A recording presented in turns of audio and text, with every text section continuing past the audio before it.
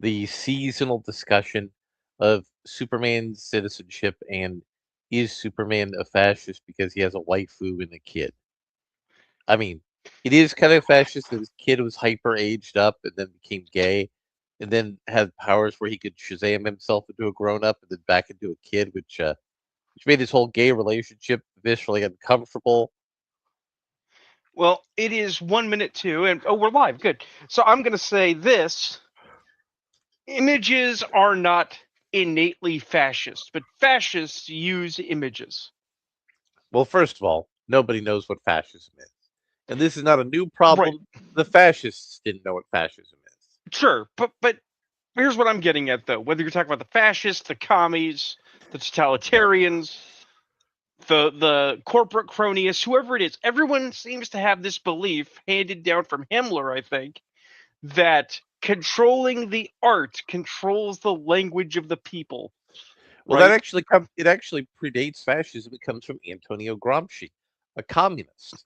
Right. And a lot of people have been talking about Gramsci and the what is it, the Frankfurt School?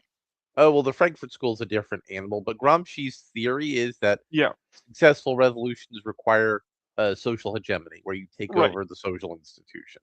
but that's the thing, is that you look at early communist imagery with its uh utilitarianism and its sort of blank "we are the people" iconography, as opposed to that giant scowling face that Mussolini had.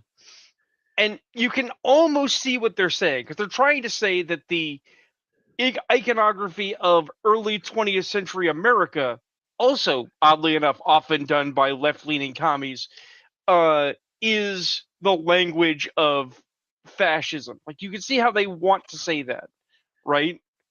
But the Well, problem I mean, is that you could just as readily say that those images are patriotic or universalist or egalitarian, because yeah. they're images. They don't have identities. They don't speak things. Mhm, mhm, They're mhm. they're not necessarily as clear as a symbol, and I still bet most people cannot tell the difference between an Asian flyfoot and a German swastika. They're constantly confused by it. It, you know what's funny about that? Eh. You know where I first learned about the difference? Mm. In a little TV show you might have heard of called Spider-Man and His Amazing Friends. Really? Yes, yes, where agents of the Red Skull broke into a place and they found one. It was actually the Native American one, which is similar to the Mm. Asian one. And the Red Skull's like, no, you idiots, it's going the wrong way. You know where I learned that difference? Hmm. From another little show you might have heard of called Kolchak the Night Stalker. Also excellent. Also, really The, around the same time frame, like there was within a a couple of years. there was an episode of Kolchak where he was investigating mysterious deaths in basically Little India, of whatever city he was in, right? Mm-hmm. Because there was a Rakshasa on the loose. And I mean, it's a bad time. apparently the demons are kept at bay by the Flyfoot. But it was a plot point that the vast majority of American reporters who Kolchak was interacting with and the cops didn't know the difference. So they were basically rousting out uh, uh, Neo-Nazis. law-abiding ethnics for having Nazi symbols. It's like, but they're not Nazis. It's a demon. They're trying to protect themselves from a demon. And of course, nobody believes in Rakshasa in America, so that's extra funny. And I mean, it gets complicated calling a Rakshasa a demon. But Right. also By the relate. way, Joe's tip for anybody watching: if you encounter a Rakshasa, call it Uncle. It will not harm you, on the premise that if you're actually related to it, it doesn't want the bad karma of killing a relative. So also, as the discussion has once again came up in time for the 4th of July about is Superman fascist, there's also rediscussion of Superman's citizenship and naturalization status. And what's funny about that is I gave you a little story I've been working on to read, Oh yeah. which is very Superman-alike, and I'm going to use this story to explain how Superman's citizenship status works. Now, in the 1930s, things were a little looser, but what'll happen is, especially in farm country, babies are born, they're taken to the doctor. It's not necessarily within the time frame that that happens, and paperwork is reported. Yeah. But let's say you're good upstanding country folk and you say, hey, we found this baby. That's where a foundling law gets into play. Now, since I wrote one where this happened in 2010, I looked up what the laws are in the great state of Nebraska. So here's my story. Uh, a baby is found in a spacecraft. There's a brief discussion about naming the child Clark. The mother immediately vetoes that one. Talked about Billy as the second name. She says, "You mean No. like no, no?" She says, "You mean like Shazam?" And he's like, "No, honey, Captain Marvel." No, and then he gets away with Ralph because she Right. didn't think about Greatest American Hero. Now, technically, under the laws of the great state of Nebraska, and in most states, this person would be taken possession of by the state and be institutionalized. But in a rural community, social workers can make the determination saying, hey, this couple that found the baby, if they want to keep them and hold them for us, there's no problem with that. And then after a couple of weeks of making a good faith effort to find the parents, the kid becomes adoptable. That has all the nice legal paperwork that says they're 100% a citizen. Yep. So, in reference to Clark Kent, what happens is if the Kents did that, Clark Kent, U.S. citizen, unambiguously, no problem. Now, if they find out that Clark Kent was, Kal-El, that becomes a different legal question. Did the Kents commit meaningful fraud by failing to disclose this baby they found was from outer space? That is an unresolved legal question. Now, during the God, I John am a Byrne, hyper nerd. Carry on. now during the John Byrne era in the 80s with the post-crisis reboot, he said that Kal-El was sent to Earth in a gestation chamber. Thus, it was effectively like he was inside a woman's body. So when he emerged from the gestation chamber, as a matter of law, he was a natural born citizen, like he came out of a person, as opposed to a piece of super science. So, for those of you at home, there's not anybody at home right now, and there may be people later, but not right now. Uh, Superman is a 100% naturalized citizen and 100% native born citizen insofar as the law is concerned. But there might be a little oopsie doopsie problem if he says, yeah, my parents knew I was an alien and they didn't tell the government. Now, in my story, the parents explicitly didn't tell the government because they didn't trust the government. And later, when when the government finds out about the government doesn't want to know anything because the government doesn't trust the government. As it should. But I just had a thought, stupid thought. Um, I've been watching a legal comedy, as you may or may not Mhm. know, Boston Legal. It's a bit out of date now, but I mean, it's a bunch of good actors. Yeah. And it occurs to me that I would love it if somebody did a comic where they tried to bring Superman up on charges of being an illegal alien, right? They did something close to that once. Well, I was talking to you before show, as we often do, just a little bit of pre, like, what are we going to talk about tonight? Um, and I mentioned that from a certain perspective, you could make the argument that Superman is Jewish because Kal-El was conceived, or at least the Kryptonian origin was conceived by a pair of Jewish authors as a And Jewish stand-in. and it's a retelling of the Moses story, Right. and it's representative And of the Jewish integration narrative of that particular time in human history. well, the reason I was saying I'm a hyper nerd is because I can just see Superman on the stand arguing that he's an American. And when they try to say, "Ah, you're a Kryptonian," right? He basically says, "Whoa, that's my religion," and they're like, "Wait, what?" It's like, "I'm a Kryptonian. We worship Rao, the god of the Platonic idea of raw science, right?" And just basically puts the argument. It's like, what do you want to be? Do you want to be against immigrants or do you want to be against space Jews? Because both of those are politically untenable. But as we talked a little bit about how Yeah. laws worked in the past, and let's talk about how Sony and Amazon took us to sort of past in Spider Noir. So first things first, Joe, what did you think of Spider Noir? We're gonna drill down into the specifics, but broadly, what did you think? Yeah, because all right. So broadly, there's nothing wrong with it. Broadly, I mean, I'm gonna disagree. well, no, because there are particulars we're going to dig into where the wrong is stronger. But I'm saying broadly, I don't have a problem with it. It didn't offend me by its existence. Yeah, it didn't offend me But either, but but it was wrong. but I will say, in total contrariness to a lot of the discourse going on the Twitter, it's not particularly good either, and I don't care that it got Nick Cage being Nick Cage. Okay, it's not actually great. It's not even a by the numbers noir because it never really wants to be a noir.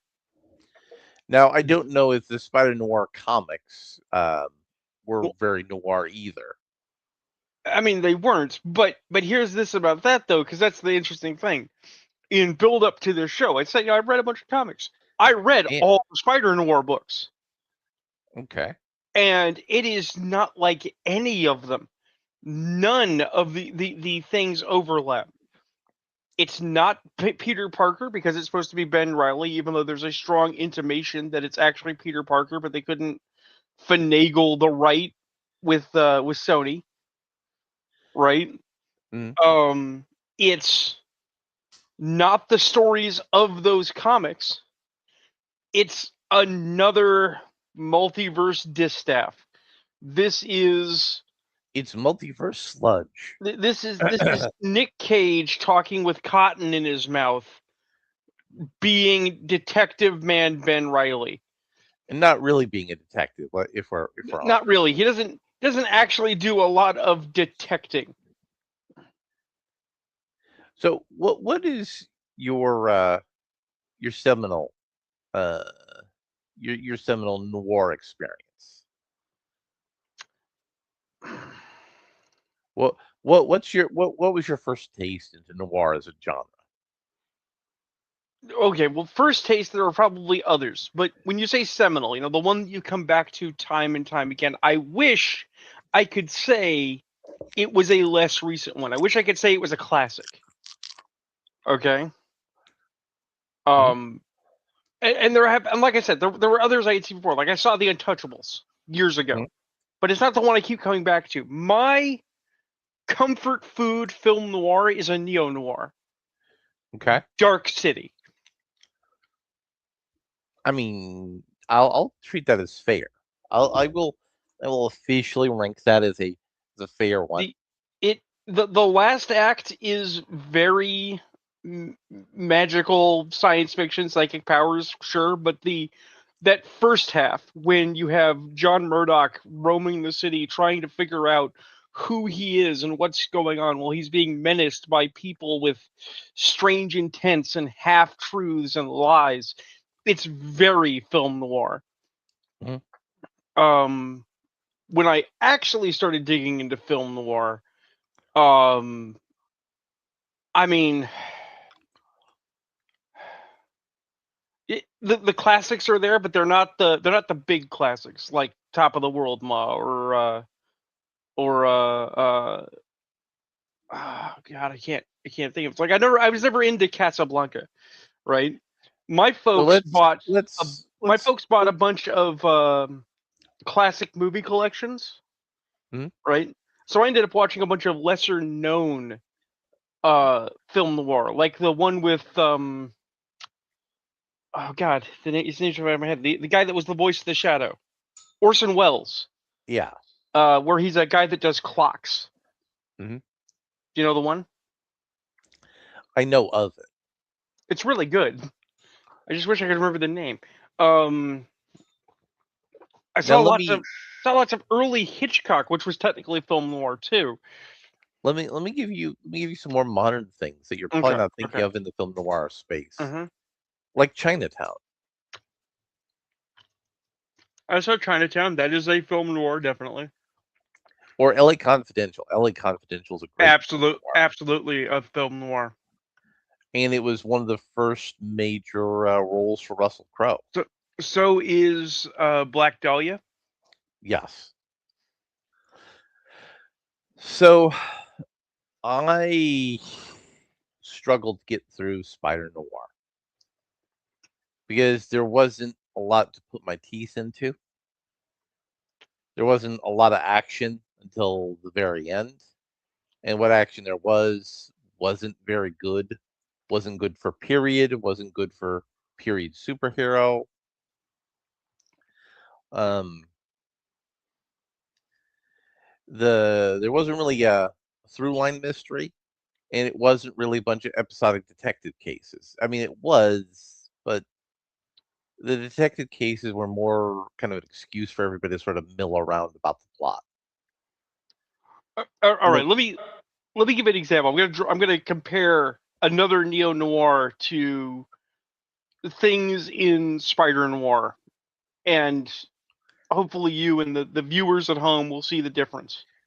mm, So in Spider Noir, where Ben Riley is trying to hide his powers, he often gets picked up by scary men who take him places and threaten him, mm, right?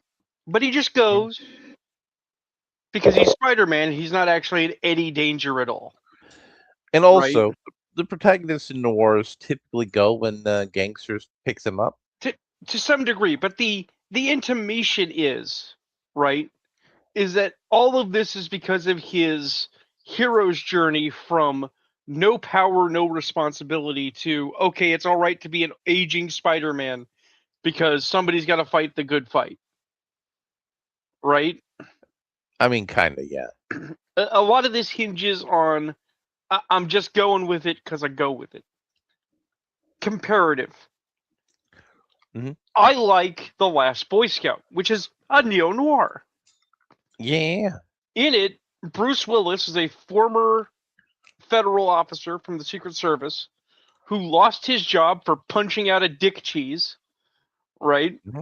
Hmm. And Hmm. now he works as a scumbag detective, right? Yeah. His Yeah. faith in the system is destroyed, his faith in other people is destroyed, but most of all, his faith in himself is destroyed, right? And after being hustled out of a club by the woman he's supposed to be protecting, he's standing in the parking lot and he looks down and sees a cigarette on the ground, wet, slimy, probably been walked on half a dozen times, and says, I'm a scumbag. And he reaches down to pick it up, presumably to dry it out and smoke it, at which point he is clubbed over the back of the head by a bad guy. The bad guy then walks him to Mhm. an alleyway with the intent to shoot him, promising him that it's not your fault. It's just the wrong time, wrong place. And so Bruce Willis challenges him to a succession of your wife jokes, right? And he finally looks at the guy and says, "Ask me how fat she was." Right? And the guy is staring at him real hard, and eventually he says, "How fat was she?" Because he's got to know, right? And Mhm. Bruce Willis drops a series of absolutely comedic bombs, the dirtiest fucking your mama jokes, right? And the bad guy starts to laugh. And because the bad guy took his eye off the prize, Bruce Willis owns his fucking face with his fist Mhm. Mhm. Mhm. in time to then go try and save the day. And they almost save the girl, but the girl gets killed. So now it's Damon Wayans and Bruce Willis against the world to avenge a dead chick, Yep. as a film noir do, As a film noir right? do. The the So there is a Dame in this movie, yeah. and it's a Dame based off of a character in comic books who I don't really give a shit about. Well, we're going to talk about the comic book depiction of the Dame in a minute, but she is also the she's also the Dragon Lady. She's the femme fatale, and Yeah, never quite works up the femme fatale. that's the other part that makes me feel viscerally uncomfortable, because they race swapped an Asian lady into a role Okay, that does make okay, her a dragon lady. okay. We're going to talk about it now. So We're problems, doing it live. We're doing it live. problems with Spider Noir. You're telling me filmed on location in LA.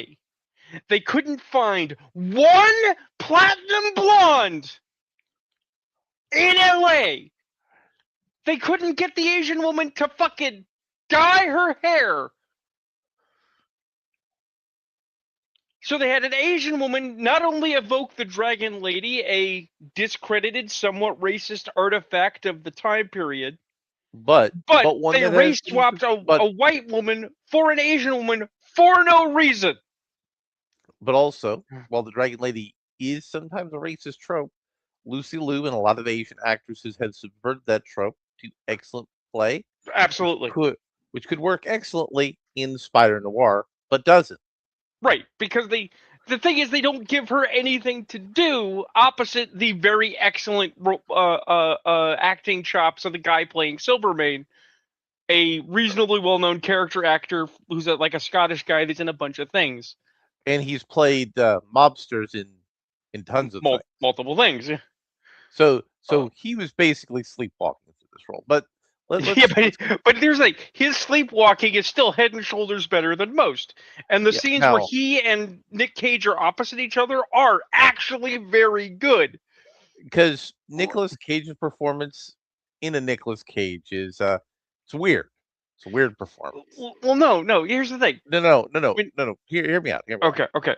It's a weird performance because Nicolas Cage is taking all the 30s, 40s, 50 noir performances and has internalized them to make the Ben Riley character. So he does lots of exaggerations and facial stuff and sort of weird sort of body mechanics because he's emulating these older films. Here's the thing. There's basically three Ben Rileys in this movie. Yes. Okay. The first one is Nick Caging, doing his theatrical kabuki. What's that? Yeah. That's the fight scene in the bar where he's drunk and dressed as Spider-Man and beating the shit out of those guys, but he's also drunk, so it's kind of half-ass, right? Mm-hmm. Mm-hmm. That's Nick Caging it. Okay. Then there's Nicolas Cage trying to act dramatically, where he talks like a tired old man because he is a tired old man with cotton in his mouth because he's got this slur like he's Jimmy Stewart, but not. He's Right. also trying to pull off a little bit of a Bogart too. Right. And it's not landing. Like nobody Yeah. had the chutzpah to tell him as a producer, sir, it's not landing. But then there are moments, such as when he's opposite Silvermane, where Nicolas Cage becomes Ben Riley, Private Dick, Mm-hmm. and Mm-hmm. he's actually quite impressive. There's a shrewd operator. The scene where they figure out, as a for instance, about the doctor, right? And Nicolas Uh-huh. Cage is standing there with the coffee cup in his hand and says, "You know, sometimes you forget I do this professionally." He's actually being the character for once. And that's also the sort of thing that you would see in an old noir. Right. That's something the good old noirs would do. So now I'm going to talk about the 800-pound gorilla in the room because it has to lead us into talking about cinematography. But we got to start from this position. Mm. Having now mentioned the Dragon Lady and how inappropriately cast Felicia Hardy is as a Also, non-black cat. if you're gonna do a dragon lady or a dragon lady adjacent thing, and you're not doing the comic, why don't you just throw Silk in there? I mean, am I wrong? Here's the thing. given the relationship they attribute Felicia to Sandman, they should have just made it Silver Sable. Well, yes. Just make her a spy hunter in a terrible situation and go with it. But But also we're gonna dig into the relationships of the right, characters. we're gonna get into relationships, but here's the thing: when I say that they don't want to commit to the bit, okay, and this is extra funny because I've been watching DS9, so of course I've been subjected to a lot of racial conversations because Cisco was the black captain, so we got to talk about blackness.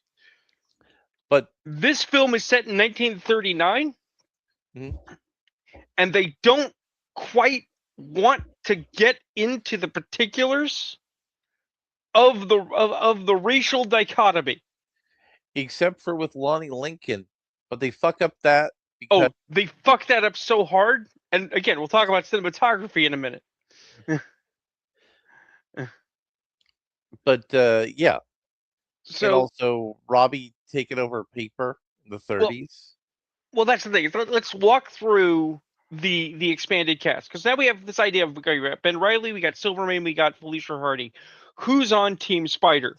So first we have Robbie Robertson as Ben Urich. That's basically who his character really is. He's playing Ben Urich, black newspaper man in the 30s. I don't actually have a problem with this. You'd think I There were would. black But there were there are black newspaper no, guys. yeah, there were. Now those Now, people becoming editors in chief and things, that's a little much for the 30s. well, here's the thing. This is the very key thing. This is why I mentioned DS9. There's an episode of DS9 where Cisco is pissed off because all the crew and staff want to go play around in Vic Fontaine's casino, which is set in the late 50s, early 60s, which is not an ideal time for people of color, right? Mhm. And his girlfriend talks him out of it because she says, look, it may not be how it was, but it's a vision of how it should have been, right? Mhm. People of all ethnicities just hanging out, having fun at a casino at a time in the world when you could do that. This Mhm. is a true thing. So we're looking at a comic book in live action. I am open to the argument, right, that in a time of racial discrimination, that Robbie Robertson can be an editor in chief because he's the Spider-Man guy, right? He broke a big boy story and he Mhm. parlayed that into success that is well outside his scope. He deserves it. Okay. But I will also firmly put down, sorry to say it, Robbie Robertson is an uppity Negro and he's going to get his shit kicked in one of these days. And And I'm not, also that would make Robbie Robertson within the context of the Spider Noir a conservative black man. yes. So he would be less likely to rock the boat. But I'm just saying, within the context of the time period that they're dealing in, he is playing a dangerous game with fire. Yes. Okay? But I don't have a problem with of uh Ben Riley's secretary being a feisty Latina. Doesn't bother me. I don't even Her have a being problem. I don't even have a her problem being with her becoming a partner and having her name on the glass. That's forward thinking. That my, is believable. my problem was her being a big girl. Right. That obviously there was a we need to hit some stamps for Hollywood. But even then, I find that really minor. No, Right. it wasn't a big deal because like he has a secretary, I guess. They want to make her Hispanic. There weren't a lot, but there weren't a lot of Hispanics in 1930s New York. Not in New York. If they'd put it in San Francisco, we would have been like, oh yeah, sure. But But then I was but willing to let that go. right, but this is where we come to the big one. Lonnie Lincoln Uh, as Tombstone living in the downs in the Hooverville in Harlem. This is the Harlem Renaissance. This is a time of great opulence for the black community in New York. also, also the Hooverville was in the park. Right. And this is where I'm getting into cinematography. So Well, people are well, talking. Okay. hold up. Before we get to the cinematography thing, Okay. Tombstone Yeah. is an albino. He's an albino black Well, he wasn't an man. albino originally. He became an albino because of the chemical accident that made him. Well, in later comics, they said he was always an albino. Like they Ah, had okay. Bobby and he going back into high school, and he was Yeah, always an albino. right, because they were always friends. I've seen Right, that episode of the cartoon. right.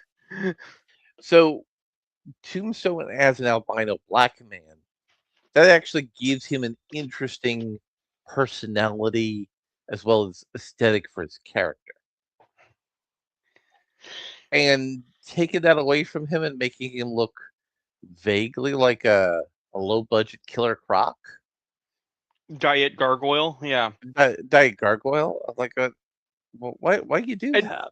and then they made him low class. Now, I'm not saying low class is a pejorative. Low class is bad. I'm saying Lonnie Lincoln as Tombstone is a straight up fucking gangster, Yeah, and they made him a po' boy from the poor side of town. yeah.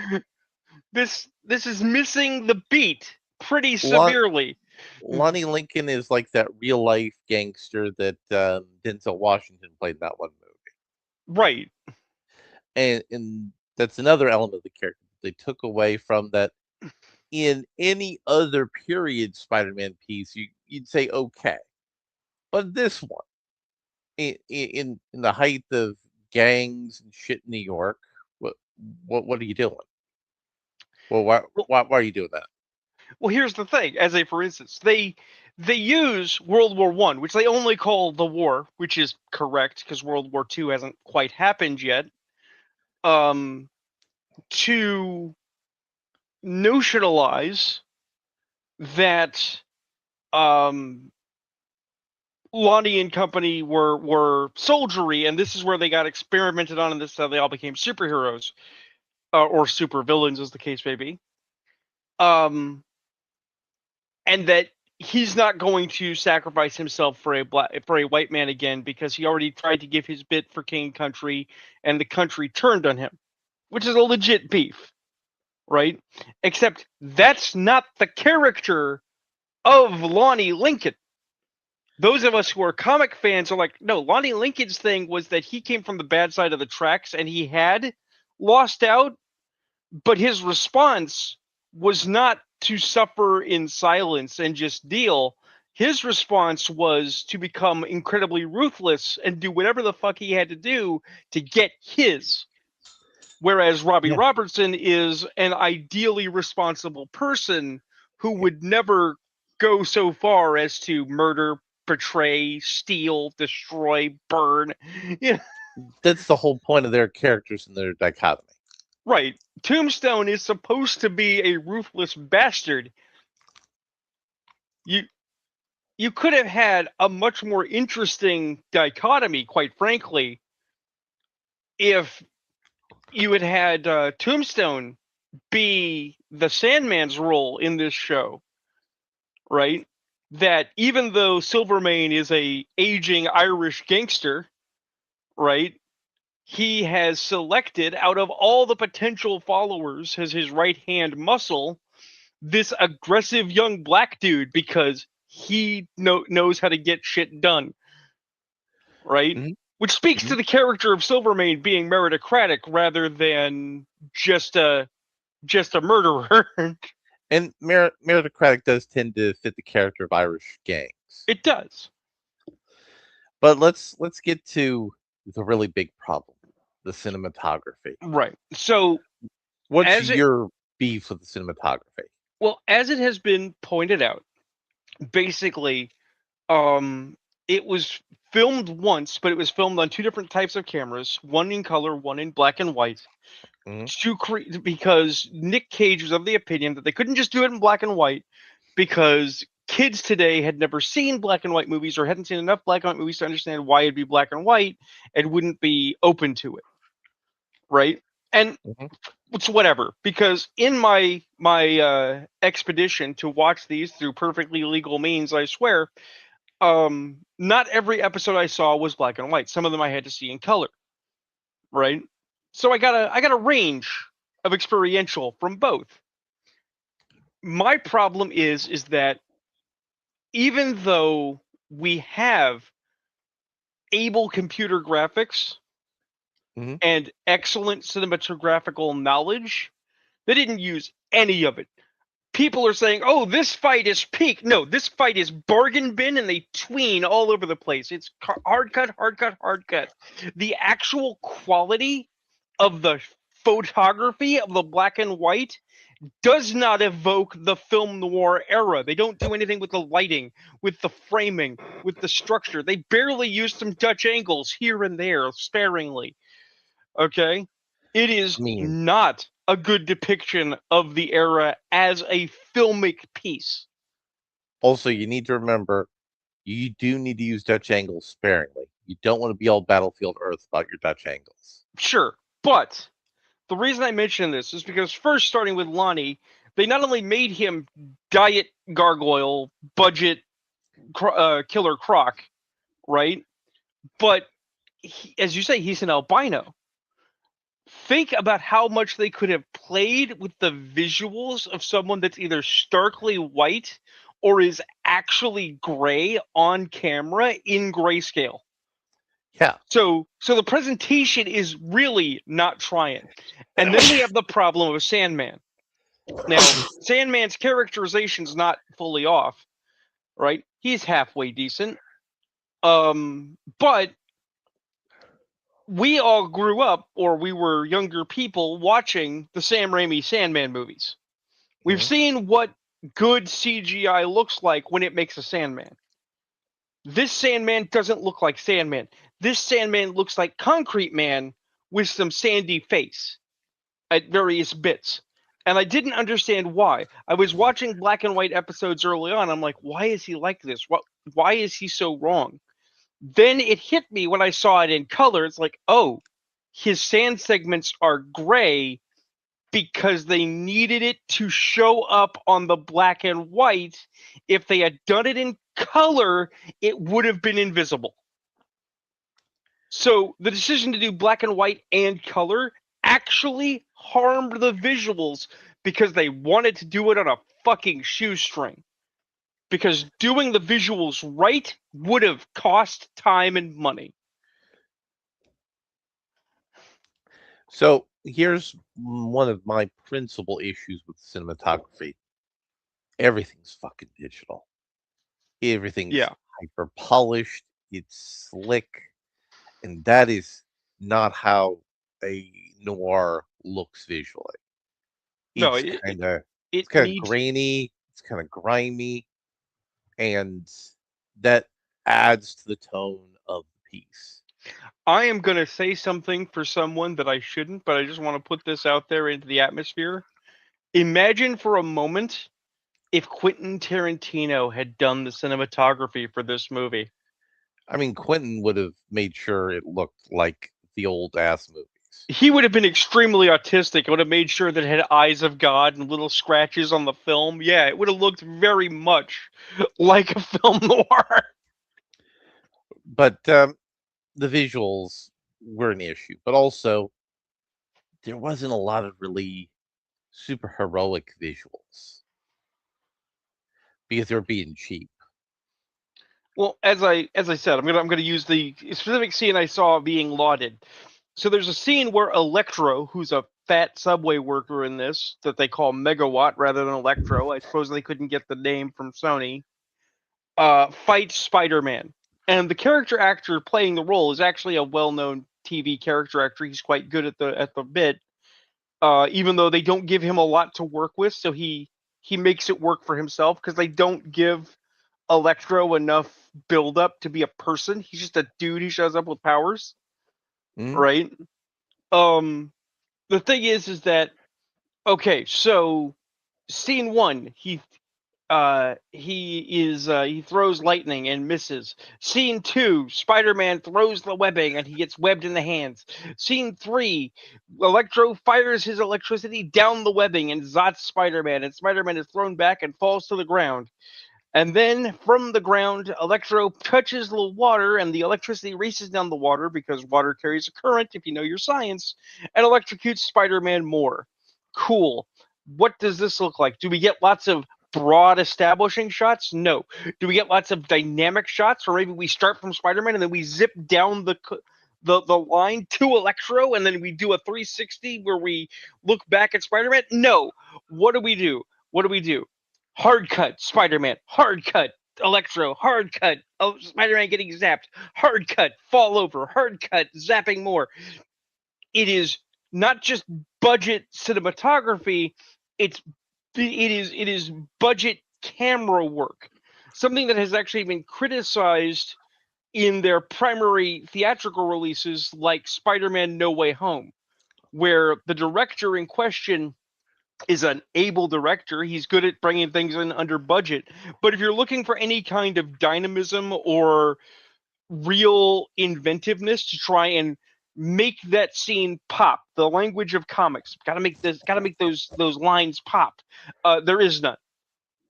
It is very static. It is very by the numbers. You see it here, you see it there, you see it here, you see it there. The you know, I'm not kidding. I didn't realize until the last episode his character was there that they had Andrew Robinson in this. Mm-hmm. Andrew Robinson, for those who don't know, was not only Garrick on DS9, but he was the Scorpio in Dirty Harry. I mean, he's been in a lot of good things because he's a really good actor. Really good actor. And he got like 3 scenes, maybe. But you know who they really should have got was the guy who played the cop. Did he die? Marco Lermo? I don't believe so. Okay. To the internet. But my fundamental issue is it didn't have the visuals of a noir. There weren't the scenes to do interesting visuals, and everything was digital and slick. And the music was also digital. There's No, not the scratchy sounds. Marco Lermo is still alive. Well, he would have been great in this. Oh yeah. But But no, on the subject of music, no, I hate the music. because I loathe it. they were not doing period music. They were doing cosplay period music. No, they did 3 things, and it all sucks. So there are a couple of parts where they do actually use period music, usually in very small amounts, usually in the background, like on a record player, right? Then they do covers of classic songs, right? So when their Felicia Hardy sings "The Night Has a Thousand Eyes" and it sucks, right? And you're asking yourself, why does this suck so bad? It's either because A, she's not singing it, or B, because the cover they did is just terrible, right? The cover was I terrible. Well, because I mentioned Dark City earlier. In Dark City, the female lead in that also does a cover of "The Night Has a Thousand Eyes," and it's about 1,000,000 times better. And that's not because I like the movie better. That's because it's actually better, and she clearly actually sang it. And also, The Night Has a Thousand Eyes made more sense for the story of Dark City. Right. It didn't really fit that scene. But then, and this is the big one, they have a bunch of retro jazz, new Yeah, music that is jazz alike, like Amy especially Winehouse stuff. right, especially that opening number for the credits, and it is just bad. And Okay, again, none of the sound had the non-digital texture qualities. Everything was fucking sterile sounding. and every so often they have a fight scene or something, but instead of period music, they'll use modern orchestral fight music. Right? Let me paint you a picture, Larry. I want you to imagine a much better scene for a minute. For whatever Mhm. reason, we still have the scene. Ben Riley is at his worst. He is in the bar. He is drunk. Okay? A bunch of dudes are talking shit. And so he steps outside, puts on his spider mask, comes back down the steps because Spider-Man's gonna beat the shit out of these guys, right? Mhm. And the second before he steps in, somebody puts a coin in the juke or puts on a record, and it's "Let's Misbehave." Mm. Right? So That's the good whole stuff. so the whole fight is this classic dance number for for the young people.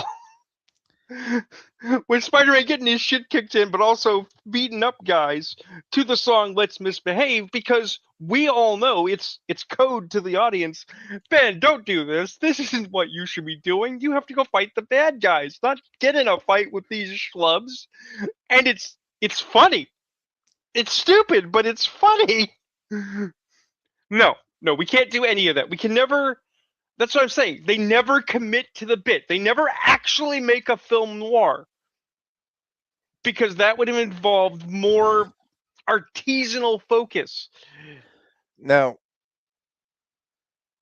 I don't think the Kaiser's people having mad science. It's never worked for me. When that one Kingsman prequel series tried to do that. No, not the Kingsman prequel. Wonder Woman. Oh, oh, When Wonder Woman tried to do that, it did. It didn't work for me. I'm gonna go deeper for you, Larry. Okay. It's not the Kaiser, even though it should be the Kaiser. They're doing the exact same thing DC is doing.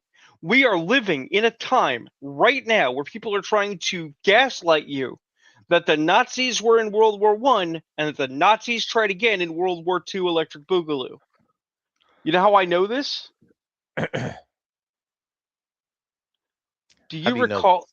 Do you recall the scenes in the bunker where Ben Riley shot and killed a bunch of German soldiers? Yes, Did you notice their helmets? I did. I did. Not a single spike. Not a single Not a spike. one. Not a single Imperial helmet.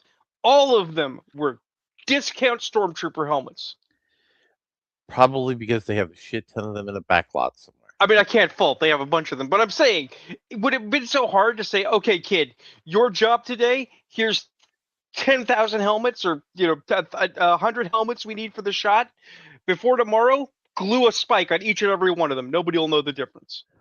Yeah. Right? Um. That easy. And you know what's funny? Mm. Um.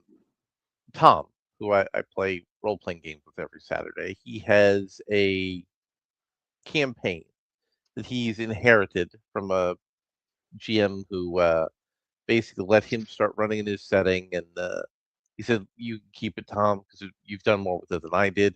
He initially introduced Nazis in World War One, which Tom initially retconned as agents of the Thule Society, and then Tom actually re-retconned that for there to be time Nazis. I mean, And time Nazis is stupid, but I'll take it. well, no, no. But I mean, if you're doing a pulp kind of ethos setting, time Nazis is great. It's just the right kind of stupid for a pulp. You know, It, the good guys are fighting time Nazis. the truly terrible part here is that they used an evil laboratory plan Mhm.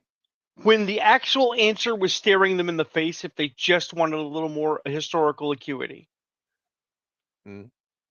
So you have Ben and company in the trenches, in the foxhole, in the no man's land, Mhm. on the Western Front, Mhm. right? Just have them get hit by some kind of new gas. Yeah, because they also It's did biological weapons during the war. right. Everyone's like, well, mustard gas is just blah blah blah blah. It's like it's not about the killing you that mustard gas was horrifying. Mustard gas burns your skin. Mustard gas could mutate you. Mustard gas could cause cancers. It was a utterly horrifying new weapon. And to say, oh well, they tried a whole bunch of different mixtures and methods, and sometimes weird shit happened, right? It's like, yeah, people went insane in those trenches. You lean into the gothic horror aesthetics of World War One, and you say that Ben Riley and a bunch of boys went through some of the worst, most unspeakable stuff in the war that no one wants to admit, and that this scientist is now trying to basically cure what are gas survivors with burned lungs and twisted brains. The tragedy is there. You didn't need the lab. You don't need the super science. The super science is better implied rather than explicit.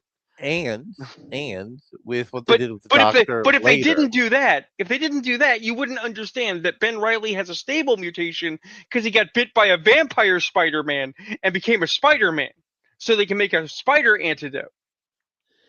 Yeah, Because this plot fucking sucks. it wasn't good. It wasn't good. And also, if they'd made it a experimental biological weapon thing, he would have made the subplot with the doctor make more sense. Oh, I will do even better. Again, let's envision a better movie. You know, he's there, he's getting the files, right? And you see Ben Riley reading them, right? Right? Hmm. I would have put a note in the files. Never explained it, just a note, right? Stating, exposed to L gas, right? Hmm. Right? And then a handwritten note under it that says Latveria question mark, right? I mean, they don't want to cross the streams with the extended Spider Verse content like I, that. I understand that. But if in an ideal universe where they could, Hmm. right? If you say, oh, Doctor Doom, who is a well known time traveler, and his predecessors did their own horrific experiments during World War One, instantly you don't need Nazis. You don't. Of course, Latveria had super chemicals. Of course, they did all kinds of unspeakable shit. Uh, I really wish Spider Noir was good, or I I really wish it was rancid bad. So there'd be like really bad things that were done that we could be really emotionally invested in. It was that's just fucking tiresome. that's well, that's the I'm not tired of it, but I am disappointed in it, and I would not be inclined to watch another season. I'm like, okay, Nick, you made your love letter to film noir. I'm gonna go watch actual film noir now.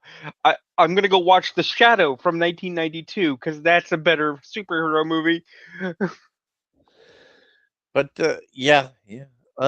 So Rune, have you ever played the Backrooms video game?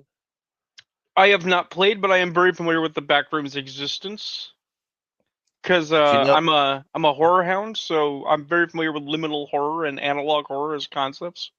So did you know they made that into an A24 movie? Yes. Do I have any desire to see it? No. Do I know that it's kicking the shit out of the mango and grok? Yes. It's one of the things that's kicking the shit out of the Mango and Grok. But I saw it. It's Oh, a it's a pseudo found footage movie okay. where like they have large hunks of it that are found footage, and Mm-hmm. like all found footage movies, it gave me a really massive headache watching it Okay. because of the consistent tropes of the group of people in the found footage, the drama of them, fighting with each other, and also from my experience with Backrooms games is there's not a lot of story to those games. There are things that Well, happen that are somewhat story shaped, but there's not a lot of story. well, we have to credit that this was not originally a movie or a story. This started as a It was a Gary's extremely mod. It was a Gary's mod no, thing, it wasn't. right? No, no, it wasn't even Gary's mod. It was a creepy pasta. Right. It was just a story on the internet that people picked up and ran with, kind of like SCP. Hmm. Which means that there is no centralized lore. People just do whatever the fuck they want.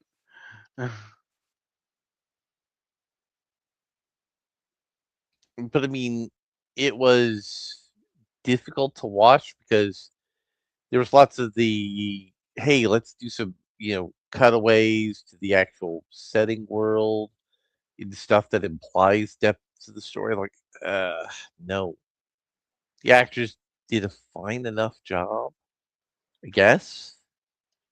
I mean, because I watched the Red Letter Media review of this earlier today, I have to give it credit where credit's due. They were correct to credit this. It does have one advantage over many other horror movies. Okay. It's well lit. You can see everything. Yeah, no, that is something I will say. We have complained a lot about how everything's too goddamn dark in movies and TV. Well, because I have And also seen the other end of that spectrum. Last night I finally saw Iron Lung, nice. What did you which think of Iron Lung? it's okay. Um, it's cosmic horror. It's kind of by the numbers. I think that Markiplier is actually a very able actor. Um, but I mean, I'm not writing home about it. It was a fun popcorn movie with a friend. I But think but the Markiplier. I think Markiplier's on the cusp of being a strong director. oh yeah, the uh the two things though are one, that movie is incredibly dark, but at least it's contextually appropriate to be dark because there's Hmm. all imagine that he's in a floating metal coffin, right? It Um, it feels like it's correct. right.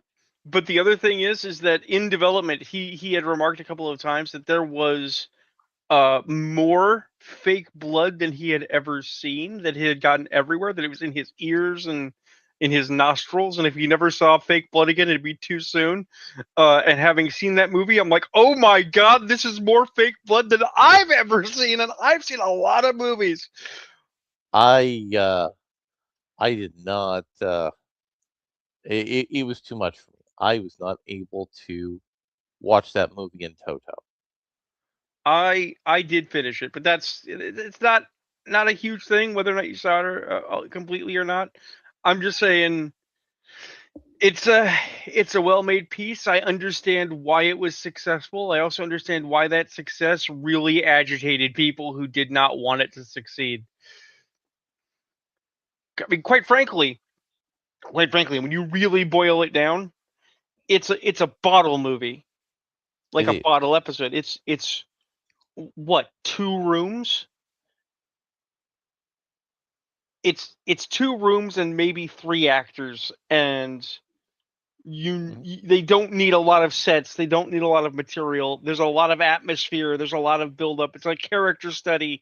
It is everything that modern Hollywood says people don't want to see anymore, and I was okay seeing it. If Mhm. I had paid for it, I would not want my money back. You had been satisfied. I would have been satisfied. Now, with that in mind, if I was going to see it in the theater, would I say see it on a matinee? Yeah, see it cheap. But if you can see it in a theater, go see it in a theater. Give Markiplier a bone. And give the theaters a bone. The theaters can Yeah, do. this is the important part of filmic language needs to come back to critical review. By the way, right? Is the sliding scale. It's like, look, it's trash. Don't see it. It's trash, but you should see it. And if you see it free, or it's trash, but throw them some money. They deserve it. Only the best film should be like, go see this now, go see this full price, go see this opening night. Yeah. So, um, I also saw a movie called Dead Man's Wire on Netflix, and it was really odd. I have It's not like seen. it's a movie from like a couple of years back, and it's what if a guy gets screwed over by a mortgage company in the 70s, and the guy who gets screwed over by the mortgage company is kind of crazy, thinks the world owes him a bunch of money, ends up getting punked by the police, and then getting off on a mental disease or defect situational argument. And I'm like going, this is just really weird. And like, it's all about the character study of the kidnapper versus the kidnappee. And I just like Right. going, ugh. But this was a movie which had Al Pacino in it, and Al Pacino was briefly in there as a Fred Trump character. Okay. Also, don't recommend this. Not a fan. Not a fan of this at all. Uh, and so let's talk about some comics because you said you had read a bunch of comics for the show today. Well, as I said, I read uh Spider Noir books.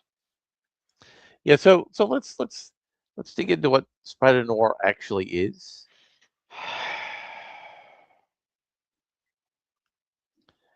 because Okay. I was never particularly into that.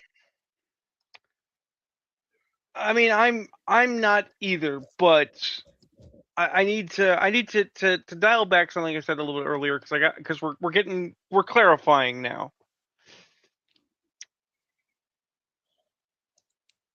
The first Spider Noir is a very good comic with a very specific story, and as a standalone is excellent. Okay, it is the origin story of Peter Parker if Peter Parker was in the 1930s. They don't give a date, but presumably the very early 30s. Okay. Uh, Aunt May is a red and is agitating for labor. Uncle Ben gets killed because this was a time when innocent people got shot by mobsters and gangsters and criminals all the fucking time. It was a And thing that happened. and Peter Parker is literally an angry young man who is on a trajectory to getting fucking murked, right? When luck shines on him and when he is about to be beat to death by some of a mobster's minions, Ben Urich, crime reporter, steps out and says, "Hey, don't beat up that kid. I'd hate to have to, put your pictures in the paper." And so Peter Parker ends up working for Ben Urich as his photographer as they go on the crime beat. But Ben Urich is on the take.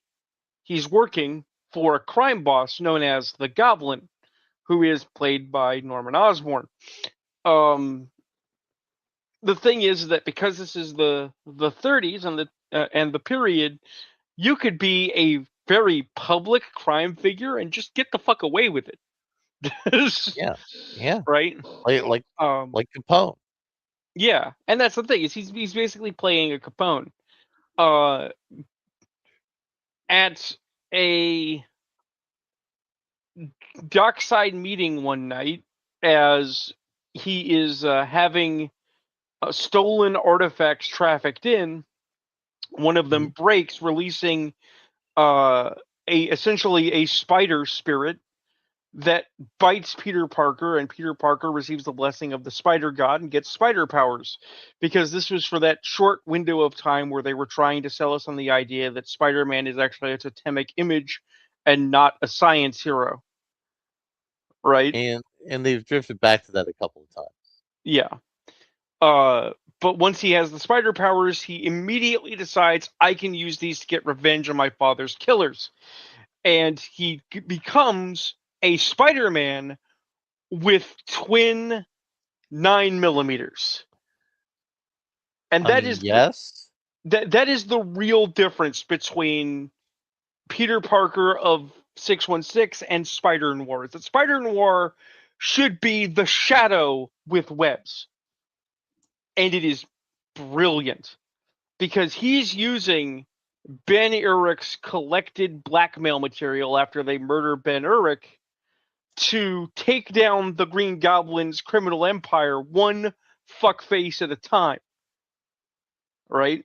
And only Norman Osborn's variant of the Sinister Six, which is more like the Sinister Four, is in place to help him fight the Spider-Man, right? Uh, there is Felicia Hardy.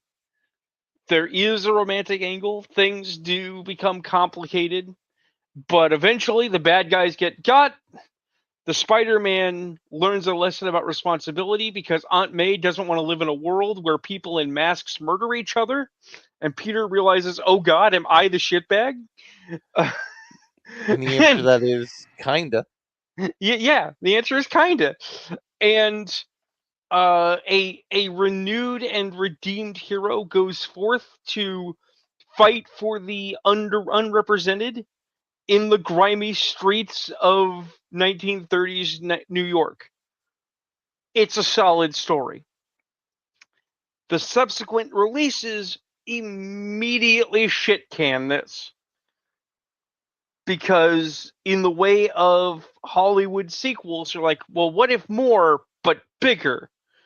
So it instantly becomes Spider-Man if he was Indiana Jones in globetrotting, Spider-Man fighting Nazis, Spider-Man fighting new and bigger criminals with more sweeping super schemes.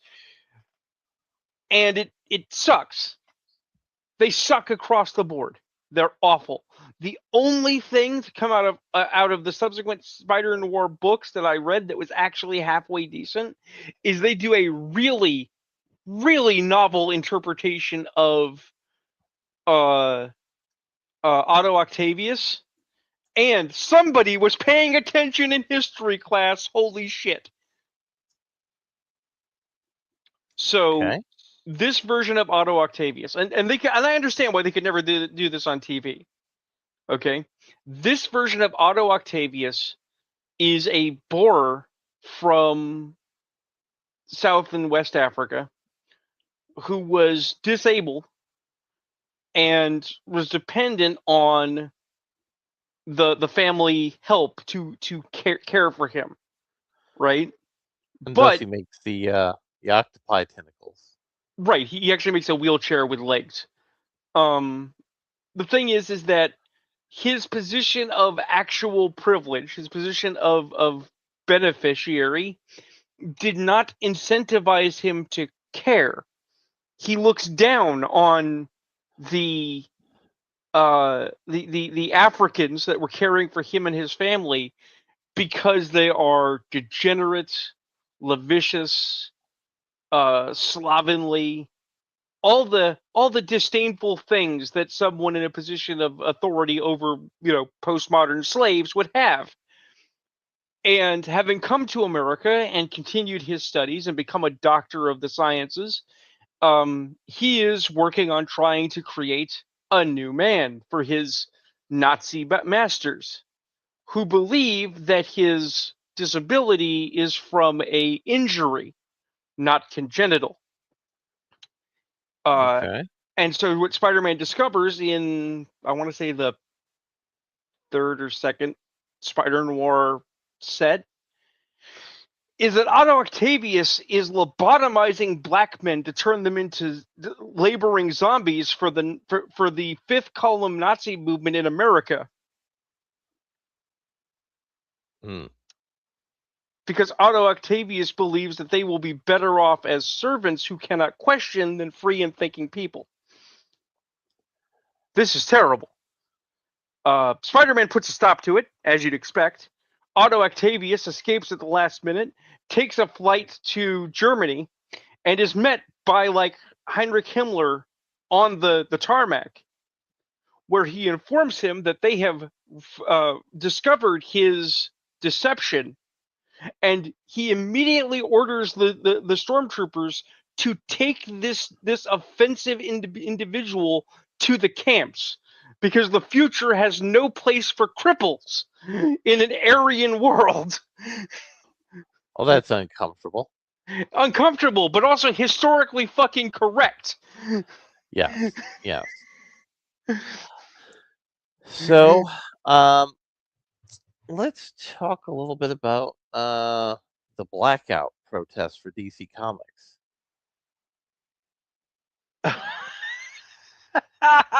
Okay. Well, I mean, you saw I that, right? I saw the posting. I didn't realize it was a broader movement. I thought it was some guy running his face. Tell me more, Larry. Well, there's not a black character leading a DC book. Hasn't been for like 1,000 days. Who gives a So, shit? I mean, well, look. There are a lot of black YouTubers, including ones like this guy who has a white wife, who wanted to protest and start a boycott, a blackout, if you will, to try to convince them to put a black character in the lead. And I'm just saying, fuck it, shove Static Shock out there. Also, Black Lightning, as Brian Edward Hill wrote him, is a solid character. Put him out there. You get the outsiders led by Black Lightning the way that Brian Edward Hill did it. It was a good team book. Put that out there. You have options. You don't need to say, well, what if we have this alternate future Black Batman? I'm like, what? Really? So what do you think about this protest? you already failed, guys, because you already had that shot. Hmm? See, I read comics, Larry. I actually read comics. And there was this arc called the Death of Spider, or not Death of Spider-Man, the Death of Batman, Death of Bruce Wayne. Hmm? Do you recall the Death of Bruce Wayne? I do. So Bruce Wayne got zotted by Darkseid, got sent into the past. Everyone thought he was actual dead. And there was a battle for the cowl, and a bunch of different would-be Batmen came out of the shadows. One of them was a Batman created by a program through the Gotham PD for a replacement Batman that had been infiltrated by the Order of Saint Dumas that made Azrael. Hmm? And that was a black cop. They were working on having a black Azrael who could have theoretically been a black Batman as a black lead. And you know what? Nobody gave a fuck. They did not. No. Okay? Now you can say, and it's not untrue, that this is what you get when you have lame characters that nobody cares about. But the fact of the matter is that if you make a lame Batman, if you put a black guy in Batman and make him gay, nobody's going to read that either. People read Cyborg and people read Static Shock because Static Shock and Cyborg are good fucking characters. Yeah. Make good characters. I mean, they tried to ruin Static Shock recently, but Right, but that's the thing. It's like, of course, you can also ruin a good character. Okay? You can even take a bad character and make it better. This is why Black Panther has never hit, because Black Panther has, to my knowledge, never had a good run. But they keep trying to push him to the forefront. Just make good characters. Making a black future Batman does not solve your problem. And while we're at it, calling it the Blackout is not ideal, guys. well, I mean, they're black people and they want to be out, so it's blackout. Right, but isn't this the same language that we criticize when white people talk about the Great Replacement? We want to black No, out all you white people. It's like, it's kind of what you're saying. no, Kind because of what you're saying. no, it's because the rules don't count for them because they're the ones who make the rules. All right. See, that's my problem. I always assume the rules apply to everybody. Yeah, From yeah, my position of white cripple privilege. exactly. But now you learn because it's the thing you need to learn. Which is what this is all really about, is, the dialogue, the conversation. We need to talk about the fact that there aren't enough black superheroes, not actually make black superheroes, because we don't want solutions. We want to be angry. So let's talk about something that makes us angry. Oh boy. You heard about the feet juice, right? This doesn't make me angry. This is just gross. But yes, I heard about the real life feet juice, and now I've seen the anime feet juice thing. Well, I mean, did you watch the actual video of the cosplay girls producing the feet juice? Yes, and I personally think anyone that is enough of a degenerate to drink fucking feet juice from an unwashed foot doesn't get to complain about getting sick from it. Fuck you. You drank the feet juice. Suffer. I mean, if I were one of those girls, I would have at least had the decency to clean my feet before I made the feet juice. It doesn't matter because there are multiple young women, and we don't know how many hours they had their feet in fucking feet juice. Okay, they weren't drinking feet juice. They were drinking the juices of multiple feet with multiple skin cells and fucking God knows what else and sweat. All right, the young men were degenerates. The young women were separating those men from their money. Everybody here is disposable. Fuck them. Exactly. Exactly. Uh, let's see what else we got up here. I mean, we talked Yeah. about Captain America being dead Oh, last week, as I recall. we did. We did. Let's talk about some James Bond. Let's. Yeah. Let me. Although I personally think that this claim before the clip is false. It's actually not. That the parade didn't exist. The parade didn't exist before that movie. But See, when. I would swear that there were locally rather than nationally some Well, no, no. reasonably large Day of the Dead celebrations. There were neighborhood Day of the Dead celebrations in Mexico City, Yeah, but they were not full-size celebrations. right. And this was made to be like a major citywide thingamajig. I'm just Mexico saying City. I'm just saying that the presentation of information infers that before this film, before this James Bond film, there were no Day of the Dead parades. And it's like, no, there were, but it was more like New Year's Day in Chinatown, where yeah, they have a bunch of them, nobody gives a shit. Well, no, actually, New Year's Day in Chinatown's always been a big thing. Mexico Right, paid. but it's a big thing in Chinatown. It's not a big thing where outside of Chinatown the day stops and everyone recognizes that China is having New Year's. Well, let me read this. Yeah, yeah, yeah. Mexico paid $20 million for 8 minutes in this movie. Those 8 minutes forced them to invent an entire new cultural tradition. Before Spectre, Mexico City had no Day of the Dead parades. The holiday was celebrated at home, at cemeteries with family altars, quiet, intimate, centuries old.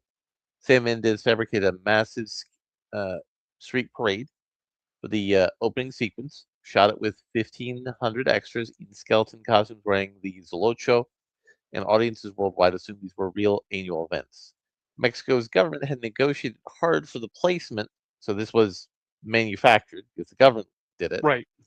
Leaked Sony email hacks showed officials offered up to 20 million in tax incentives for 4 minutes of positive portrayal. Sony was drowning in a $300 million budget. The deal included script changes. Bond girl had to be a Mexican actress. The villain could not be Mexican, and the city's modern skyline had to appear on screen. Then the movie opened for in 182 countries, and tourists started booking flights to Mexico for the parade. The Right. parade that did not exist. Tourism authorities panicked. Visitors were arriving expecting the spectacle they saw in the film, finding nothing. So in October 2016, the government spent $500,000, hired 650 volunteers, built dozens of floats and giant skeleton marionettes, because basically they made it like Dead People Mardi Gras, and staged Yeah. the first real Dia de los Muertos parade in Mexico City. 250,000 people showed up. Goblin called it a Spectre-style parade in press materials. 10 years later, the parade draws millions. Anthropologists call it the pizza effect, where a cultural element gets exported, transformed abroad, and re-imported as authentic. It's also happened with fortune cookies, which were, when they first came to China, sold as authentic American fortune cookies. Um. Fuck you, anthropologists. I mean, it's, Mexico's most it's famous public celebration of its most sacred holiday was invented by a British director shooting a $300 million spy movie. That's tracking shot is doing more for Mexico City's economy every November than the $20 million they paid for it. here's the thing. The reason I say fuck you, anthropologists, as someone who actually respects and thinks anthropology doesn't get enough credit, Mm-hmm. is It's not the pizza effect. This is how every major holiday gets Well, no, commercialized. no, no, no. They call it the pizza effect because pizza was the first phenomena they documented of this.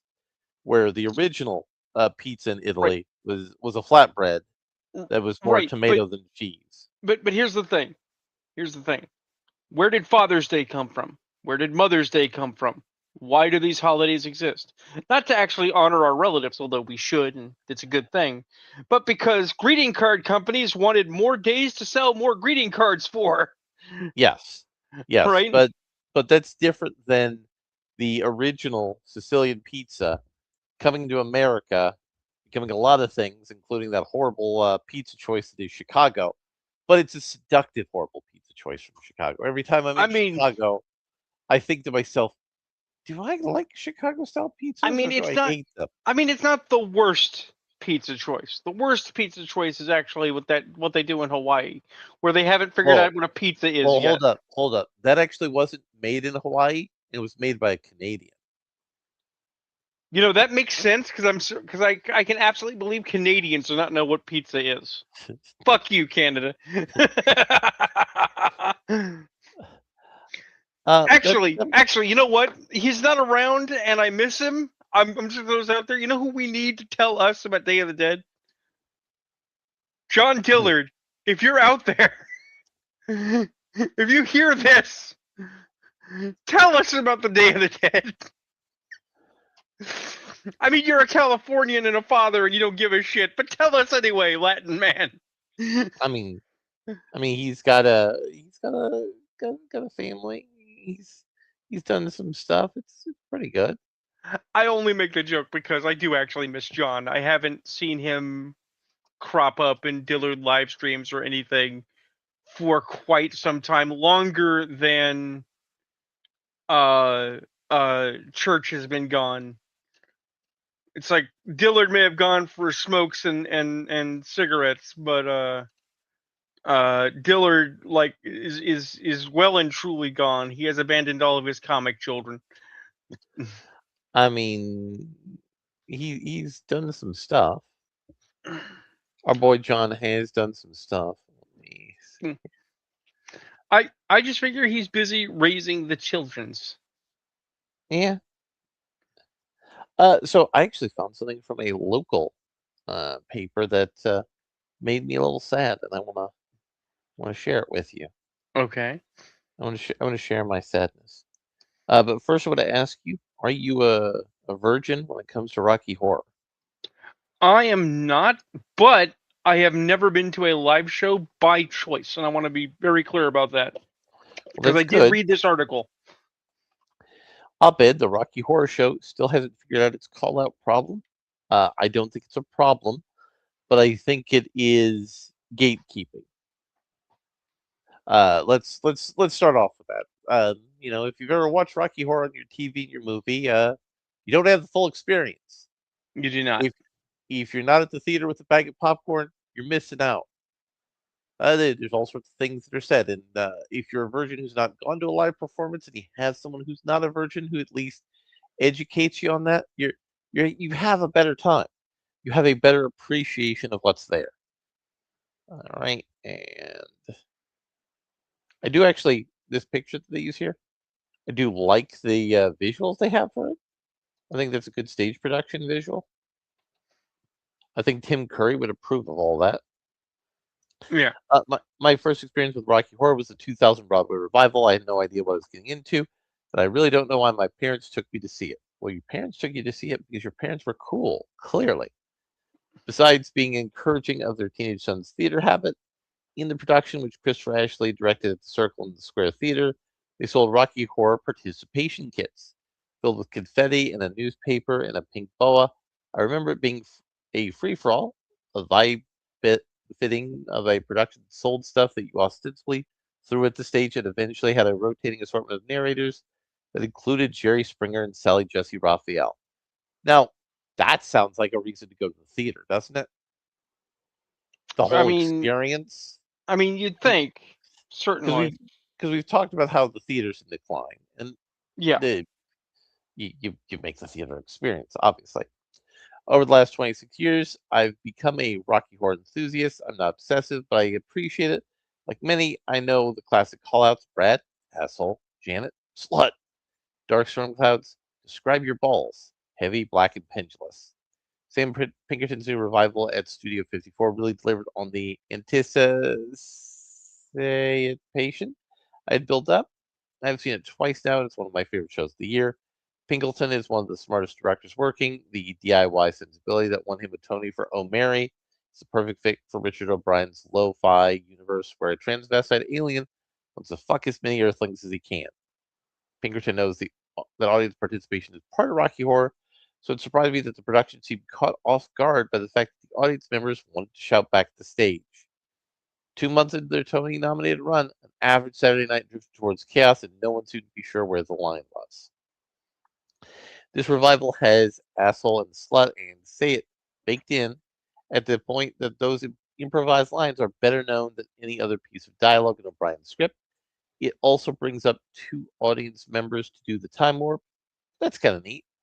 And Rachel Dratch ended up being the perfect choice to play the narrator.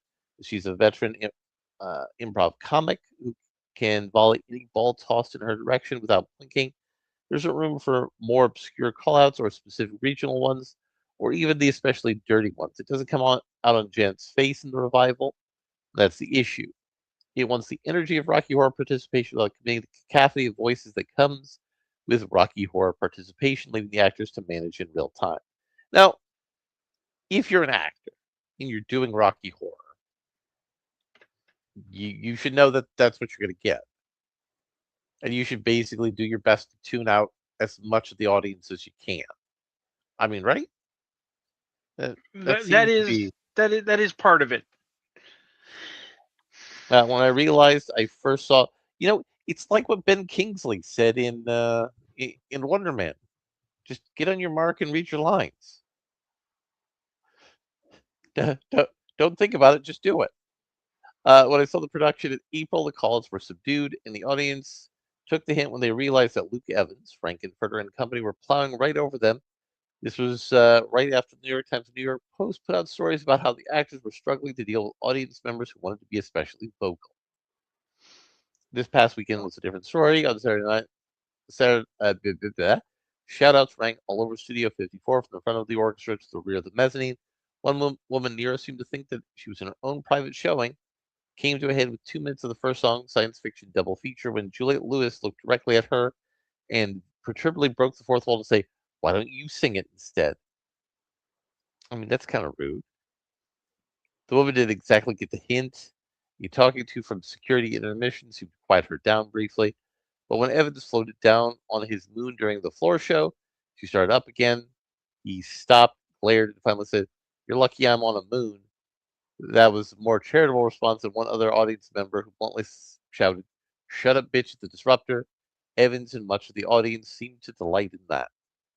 The studio at 54 is that a non-committal stance gets you nowhere. You can't include some callouts and get mad when people take that as an indication to continue. They have a character hold up a sign at the beginning that says, "Enjoy the show, don't be an asshole." I agree with that sentiment. They also have a note on the website that says, "Choose your callouts carefully, as this is a Broadway musical on a midnight showing of the film." I agree with that too, but my definition of careful isn't the same as someone else's. Here's an idea: free of charge. Print a flyer listing the callouts that are welcome and hand it out with every program. That sounds like a good idea. Maybe it will help, maybe it won't, but at least it's a stance, and with the run of the now extended through November, the production needs one. But it's not just an issue of the production, this is live theater. People on stage can't hear you. As an audience member, you need to be mindful of that.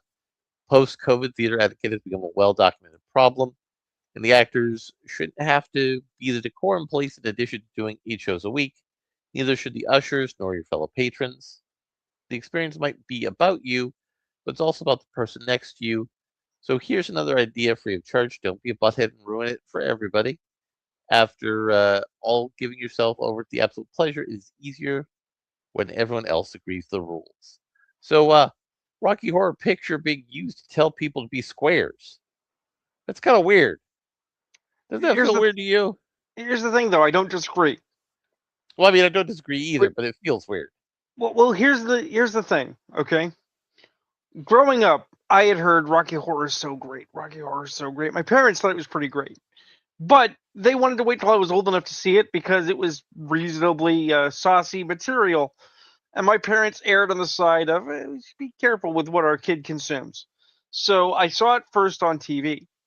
I was like, this is okay, right? Then I found out about what happens at midnight showings. And I said, that's not for me.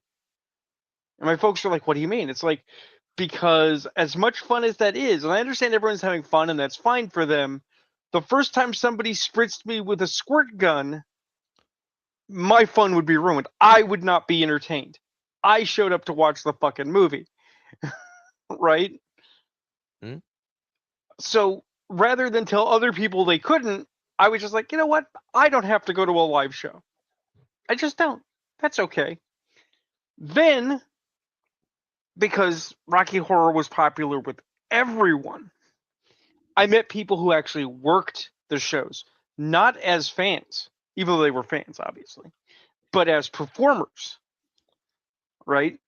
Hmm? One of my mom's early caregivers was married to a young woman who went to LARP with me and was the tap dancing redhead. Right. Um, and quite frankly, they're obnoxious. I don't mean just that person. I mean Rocky Horror workers are obnoxious because they're working Rocky Horror. They think they're hot shit. And I was like, yeah, you dance in front of a movie and act like a clown, and you think you're hot shit. Good job. So I can understand, especially as people have said, in a post-COVID world, when we think about things like the Minecraft movie, where every showing destroyed a theater, right? That audiences might not actually understand the mores, because this is about mores, not morals, of going to a Rocky Horror Picture Show. They don't know how to just have fun and not insult everybody and not be a giant pain in the ass. You have to measure your environment. What's going on there? Now, should the Rocky Horror people either have been prepared for people who are going to call out or done more effort to tell people, hey, this is a live performance, not the film. Please act accordingly. Yes, right.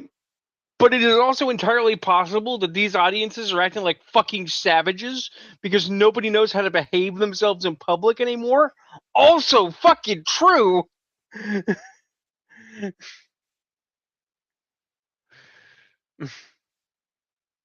Yeah. Yeah. So, you read Spider Noir. Did you read any other comics of note? Well, as I mentioned, I read Predator. I was reading Batman Predator, but that is not the comic of repute. The thing of wonders we are going to talk about. I drank some poison, Larry. You did. Oh God, I did. And I kept the link so that I could describe it adequately. Something we've mentioned in passing, something we knew was going to happen. I read Star Trek Celebrations. Ugh.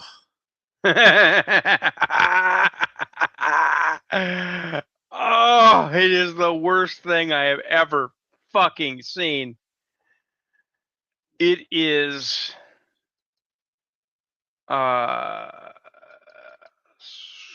let me get a count here. It is 40 pages plus cover of Star Trek. And I thought, oh, cool, Star Trek comic. Celebration. Oh, we're celebrating that's the 60th anniversary of Star Trek, which it says in the lower right corner here, 60th anniversary. No, it's not about the 60th anniversary of Star Trek. It's not about 60 years of Star Trek. It's celebrating Star Trek being gay. Well, I mean, It's the gayest Star Trek. well, it's one of these gay anthologies they make, and I'm not It saying that is a pejoratively. Well, I No, mean, I am saying it it is pejoratively, but it's it is about gay people, it is objectively a gaythology. and they like to do it with black people and brown people and Asian people. Well, this is Star Trek, so they can sidestep a lot of accusations by using aliens. So it's a lot of humans with aliens. Yeah, yeah. So I'm just gonna read you the titles. I'm just gonna read you the titles because when I say that nothing happens in any of these stories, nothing happens in these stories. All of these stories are about people kissing and having Mhm. emotions and smiling at each other.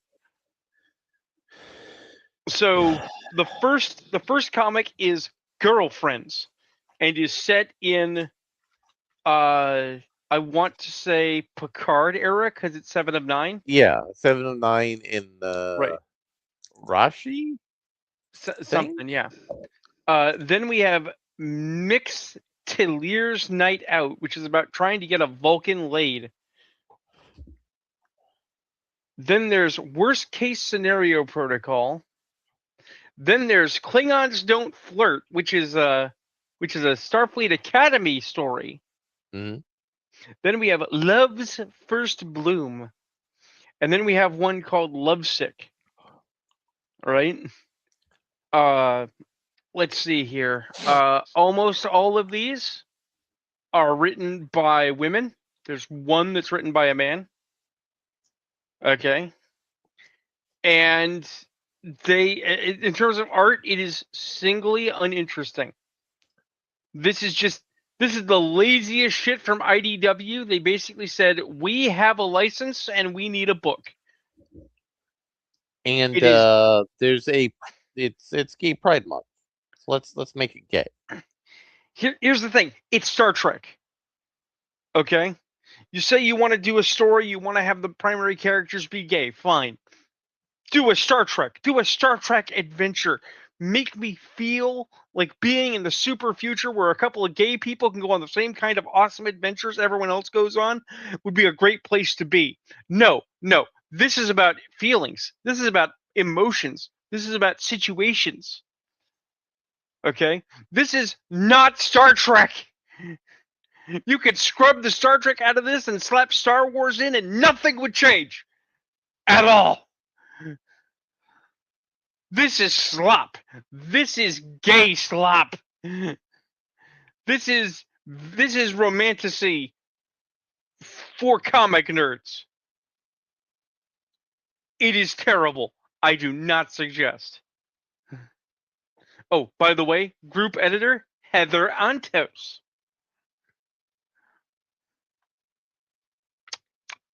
I can't imagine how there might in fact be a connection between a political extremist with a queer and lesbian bias uh, and a piece of shit book at IDW. I can't imagine how those two things are connected. That's just got to Well, be some kind of horrible coincidence.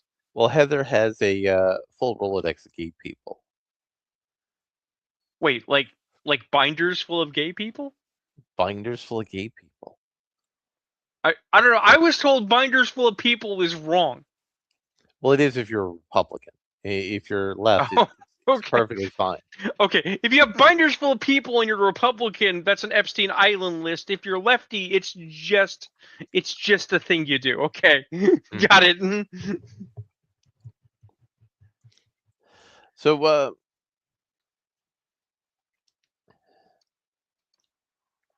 it's been hard for me to find things to watch that really get my fires going. But I did watch the rest of that the Burrows, the Stranger Things for old people, Okay. and I want to finish the show by finishing up that series now that I've seen the whole thing. Well, So, I also did watch one other thing, but we can wait till after your description of the burrows for that. so Stranger Things meets Cocoon in an Arizona town. Old people eventually find out, there's aliens crawling all over the town, harvesting their brain juices, and they're feeding it to Mama Alien. And one of the group happens to be a doctor, happens to be dying of prostate cancer, So he's on the team trying to fix Mama Alien. Um, As you do. and what they realize is that, well, what we need to do is feed the baby aliens to Mama Alien because eating human brain juices isn't good enough for her to sustain her health. And she just wants to die. So the show ends up being all about death with dignity as part of the aging process. So Okay. I was kind of checked out at that point, but I mean, at least it was interesting. The idea of a bunch of old people, and by old I mean late 60s, early 70s, having a Goonies style adventure. It's appealing to me because I'm reaching that kind of an age now. Okay. So, what was the other thing you saw? So I have been writing up a storm recently. And as I have mentioned on this show before, Yale Robert E. Howard famously did fantasy, but his fantasies are actually westerns when you boil it down and distill it. Hmm. So I have been watching some westerns. Now, Hmm. being of a certain age, well, I could go watch the super classics, the black and whites, the Have Guns Will Travel, the Paladins. I grew up with the spaghetti westerns, so that's Hmm. where my and I understand those are deconstruction. I understand those are revisionist, but that's where my bread and butter is. So I went out of my way to find some free time to watch a pair of Clint Eastwood westerns that I had not actually sat down and watched. They had been on in the past. They circled around, but I never really sat down and watched them. Um of the two, oddly enough, one I liked and one I didn't care for. All right. The one I liked was The Outlaw Josie Wales, I Love Josie Wales. It's an excellent movie. which is basically um oh god, what's the name of that guy? Give me a second.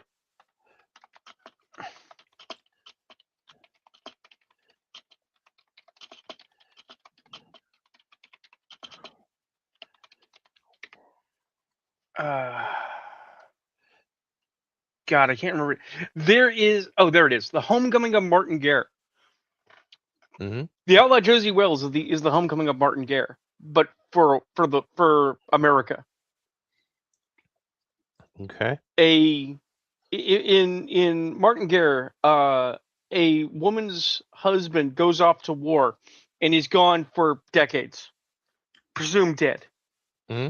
And a stranger arrives in town, and he doesn't exactly claim to be Martin Gare, but everyone assumes, oh, you must be Martin Gare, and he kind of goes with it, and kind of ends up with a wife and a house and a family and a community when the real Martin Gare shows up to collect his shit because he's heard that somebody has stolen his life.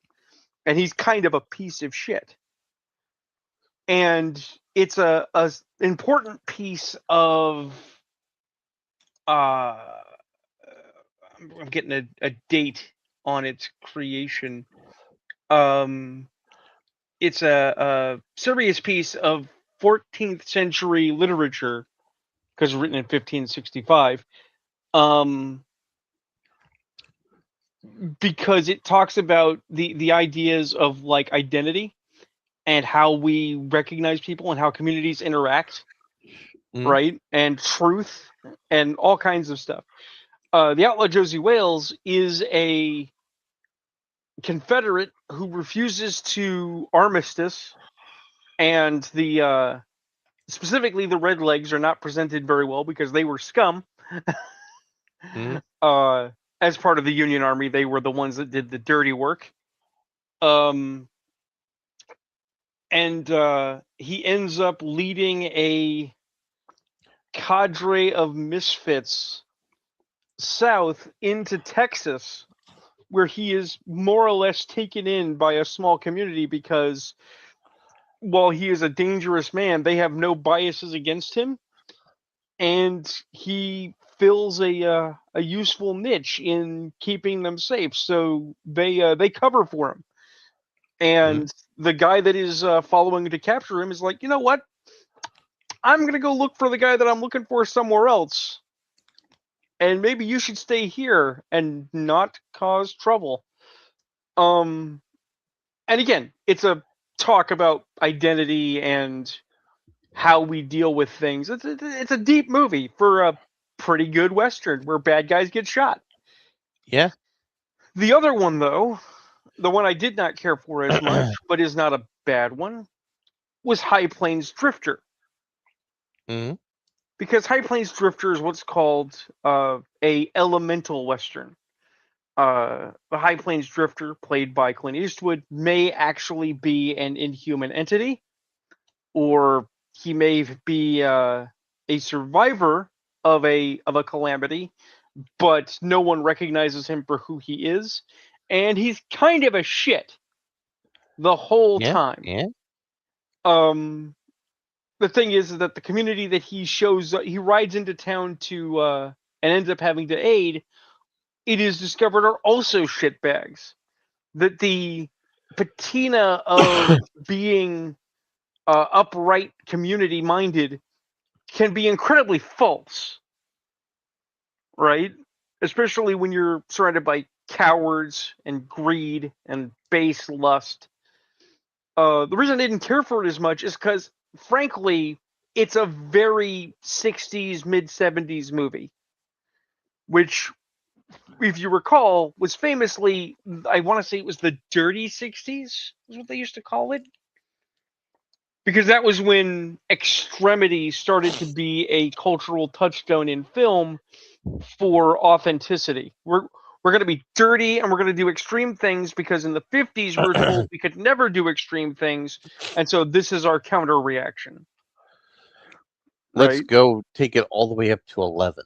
Up all the way up to 11, which frankly, when you think about it, the kind of waffly mid 90s sap movie is kind of a counter reaction to that, which is why now we have more and more things being put on TV where they're like, we're on cable, let's show a butt.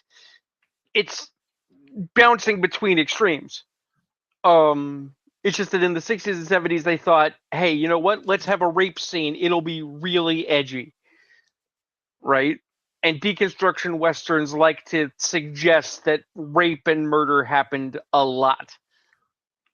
I'm not saying murder didn't happen, but like this idea of even heroes could do a rape and then no one could, everybody was just kind of helpless about it. It's like, nah. I don't think rape happened that much, and if it did, I don't think it was particularly approved of. It was not. Although um consent was a lot less clear cut back then. well, the other thing about High Plains Drifter specifically with this subject is whereas in the Outlaw Josie Wales, he prevents a rape, and then the girl basically falls in love with her protector, which is a very classic hero beat, even if it's kind of gamey, right? In High Plains Drifter, he has two sexual encounters, women who objectively refuse to have sex. But the difference is that the first one was basically picking a fight with him because she wanted to be manhandled, which society Mm-hmm. was not quite ready for a conversation about, and I don't think still is. Mm-hmm. And the other one didn't want it, but for lack of better language and perhaps speaking to some cultural nuances about the West and what we thought of the place of women in society, she learned to be okay with it. Yeah, yeah.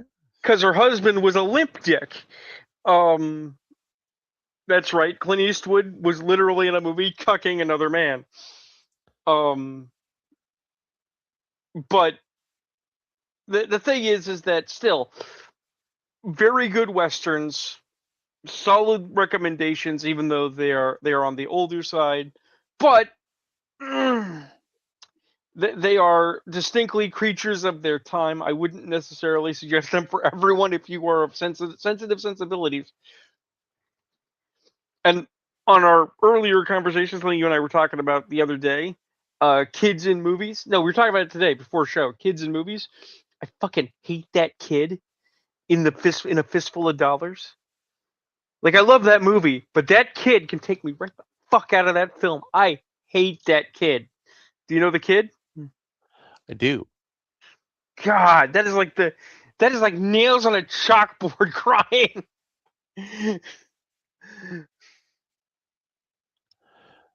Well, I think we've reached a natural end point for the show this week. Sure. And I'm going to say goodnight, everybody. Good night, everybody. Church, we miss you.